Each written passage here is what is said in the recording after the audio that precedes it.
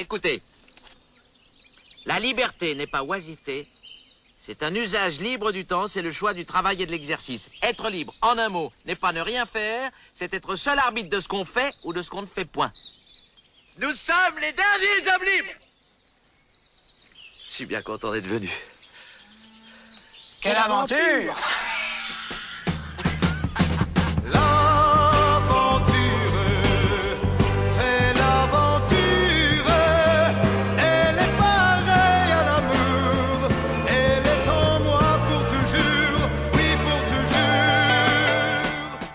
Comme le rappelle Victor Hugo, la moitié d'un ami, c'est la moitié d'un traître.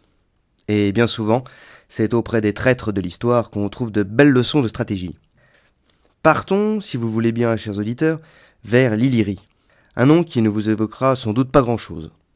Prenons les rames aujourd'hui d'un pantecôntor grec, d'une lambos illyrienne ou d'une trirème romaine vers les côtes sud de l'Adriatique, à la découverte d'un maître de l'opportunisme politique, à la fois stratège, aventurier, gouverneur et même pirate, dont le vaste projet aurait pu faire pièce aux visées expansionnistes de la République romaine. Il s'agit de Démétrios de Pharos. Bien que l'on sache peu de choses sur notre homme, son nom indique qu'il voit le jour sur l'île de Pharos, actuelle île de Havre, sur la côte croate, durant le IIIe siècle avant Jésus-Christ. Colonie grecque, fondée par des habitants de la célèbre Paros, qui tient sa renommée de son superbe marbre qu'elle exporte dans tout le bassin méditerranéen. Cette importante île des Cyclades, dans la mer Égée, est la grande rivale de sa proche voisine, Naxos. C'est par l'entremise de l'historien Appien d'Alexandrie et sa célèbre histoire romaine que nous en apprendrons sur l'homme qui nous intéresse aujourd'hui. Les premières mentions de Démétrios indiquant qu'il était déjà haut dignitaire de son île Pharos au moment du règne du roi des Ardiens, Agron, entre 250 et 231 avant Jésus-Christ. Le roi Agron, grand stratège, fera redouter les Illyriens dans tous les Balkans, sa marine parvenant à prendre le contrôle de pratiquement toute l'Adriatique. Durant son règne, la région de d'Irachium, aujourd'hui en Albanie, l'île de Corcyre, aujourd'hui Corfou, et l'île de Pharos tombent sous son contrôle. Et c'est parce que Démétrios est natif de cette dernière île qu'Argon en fera un de ses plus grands généraux et gouverneur des lieux. Triomphant des Étoliens devant la cité de Médion, en 231 avant Jésus-Christ, le roi Argon est désormais célèbre dans toute la Grèce. Mais malheureusement pour lui, c'est une gloire dont il ne va pas vraiment profiter, puisqu'il meurt la même année, laissant le pouvoir à sa femme et reine, Théuta. Vassal des Illyriens, Démétrios se range tout naturellement derrière l'épouse de son ancien maître, lorsque les Romains décident d'attaquer les Illyriens en 229 avant Jésus-Christ. Stationné à Corcyre, ou Corfou, comme je vous l'ai dit, Démétrios doit protéger cette place stratégique, véritable carrefour de navigation entre la péninsule italienne et balkanique, entre l'Adriatique au nord et la Méditerranée au sud. Dans sa volonté d'expansion, la République romaine prétexte des actes de piraterie dans l'Adriatique pour pouvoir passer à l'offensive contre la reine des Illyriens. À la tête de la garnison illyrienne, Démétrios voit au loin l'imposante flotte romaine s'approcher de son île. Il sait qu'il ne pourra pas tenir le siège. Pragmatique, et se sentant lâché par la régente Théuta, il trahit la reine des Illyriens en se rangeant du côté des Romains, lui évitant à la fois la destruction de la cité dont il a la garde, mais aussi une garantie de la part des envahisseurs qu'il devienne le nouveau gouverneur des îles Dalmates, et la promesse de possession de sa chère Pharos, son lieu de naissance. De son côté, la reine Théuta n'a d'autre choix que de signer un traité de paix avec les troupes romaines. Une aubaine pour Démétrios, puisque cette paix lui permet de prendre du galon à une vitesse fulgurante, au point qu'il devient le régent d'Illyrie et succède à Théuta en 228 avant Jésus-Christ. Homme de pouvoir, il voit grand, très grand. Tout en nouant des liens avec Antigone III d'Ozon, de Macédoine, il prend la tête d'un corps illyrien en 222, commandé avec son camarade de fortune, Démétrius Skerdialédas, à la bataille de Sélasie. Rassemblant les membres de la Ligue achéenne contre Sparte, Démétrios usera de son talent militaire pour aider à faire tomber les indomptés spartiates. La ville, jusque-là inconquise de Sparte, tombe aux mains de l'ennemi et son roi Cléomène III est contraint à l'exil en Égypte. Fort de cette victoire, Démétrios revient plus confiant que jamais. Constatant le désintérêt de Rome pour l'Illyrie, alors trop occupé par son désir de conquête de la Gaule et de régler une bonne fois pour toutes la question carthaginoise, Démétrios en conclut que son alliance avec les légions ne peut que l'empêcher de servir ses desseins.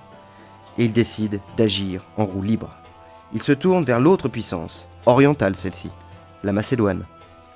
Une proposition d'alliance bienvenue par les Macédoniens d'ailleurs, puisqu'elle permettrait au royaume d'Antigone III de reprendre le contrôle de la Grèce. Bien qu'Antigone III meure lors d'une bataille contre une incursion illyrienne, Démétrios, qui ne contrôle pas encore toute l'Illyrie, tient fermement à conserver ses relations amicales avec le royaume macédonien et son nouveau potentat, Philippe V. Avec son compagnon de fortune, Skerdialédas, notre roi Démétrios devient pirate. Il prend la tête de l'envoi, des navires rapides et légers, et fait route vers la cité de Lissus, aujourd'hui Lésa, en Albanie, rompant la promesse faite aux Romains de ne pas attaquer cette cité. Malheureusement pour Démétrios, l'assaut se solde par un échec. Par crainte de la réaction romaine, Skerdialédas lâche Démétrios. Qu'importe, se prenant de passion pour la piraterie et fort d'une armada de plus de 50 navires, Démétrios ravage des îles de l'Adriatique et des Cyclades, pour finir par s'en prendre à des cités illyriennes sous contrôle romain. La rupture avec le puissant voisin est totalement consommée. Ce dernier, d'abord indifférent, finit par réagir avec vigueur. En prévision d'une guerre longue et coûteuse qui attend Rome face à Carthage, des légions sont envoyées en Illyrie sous le commandement de Lucius Paulus. Ils doivent faire le ménage. La deuxième guerre d'Illyrie commence. À la différence de l'ancienne reine Teuta, Démétrios s'est soigneusement préparé, en liquidant d'une part les opposants politiques des cités qu'il vient de prendre pour y mettre des capitaines loyaux, mais aussi en envoyant une garnison de renfort à Dyrrachium, laissant 6000 hommes d'élite sur son île de Pharos. Le plan était bon, certes, mais les forces romaines sont bien plus nombreuses et ordonnées que celles de l'Illyrien. Dyrrachium est assiégé, la ville tombe en 7 jours. C'est au tour de Pharos qui parvient à résister à l'assaut.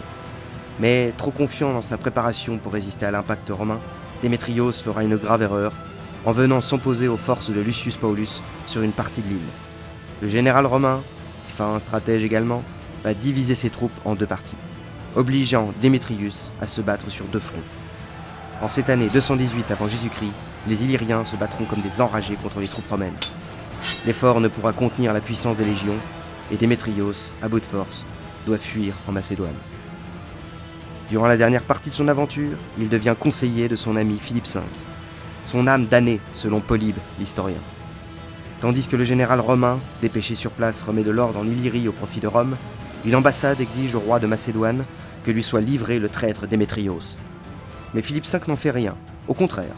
Alors que le Macédonien apprend que la puissante Rome vient de subir une cuisante défaite face aux Carthaginois lors de la bataille du lac Tracymène, Démétrios exhorte le roi de saisir cette chance inespérée, diriger toutes ses forces vers l'Illyrie, prendre ses cités et ses ports, et ainsi se joindre aux Carthaginois. Le coup fatal à la République romaine est possible, il est à portée de main.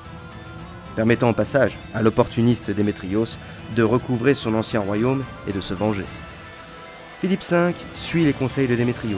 Une alliance entre Carthage et la Macédoine est conclue en 215 avant Jésus-Christ. Rome n'a d'autre choix que de porter l'estocade finale. L'Est et l'Ouest vont ainsi rudement s'affronter durant les guerres de Macédoine, qui débutent en 214 avant Jésus-Christ. Elles s'achèveront en 146, permettant à Rome de prendre le contrôle du bassin méditerranéen, devenant la première des premières puissances. Quant à Démétrios, l'aventure s'achève malheureusement dès le début des hostilités en 214. À la tête de troupes, alors qu'il mène le siège devant la citadelle d'Itomée en Messénie, il tombe sous les coups de l'ennemi. Une fin aussi fulgurante que tout le parcours de cet aventurier antique, dont l'historien grec Polybe retiendra les talents, aussi bien de meneur que de politique ou de stratège. Démétrios proposant une alliance militaire qui aurait pu faire tomber l'orgueilleuse Rome. Mais le destin en aura décidé autrement.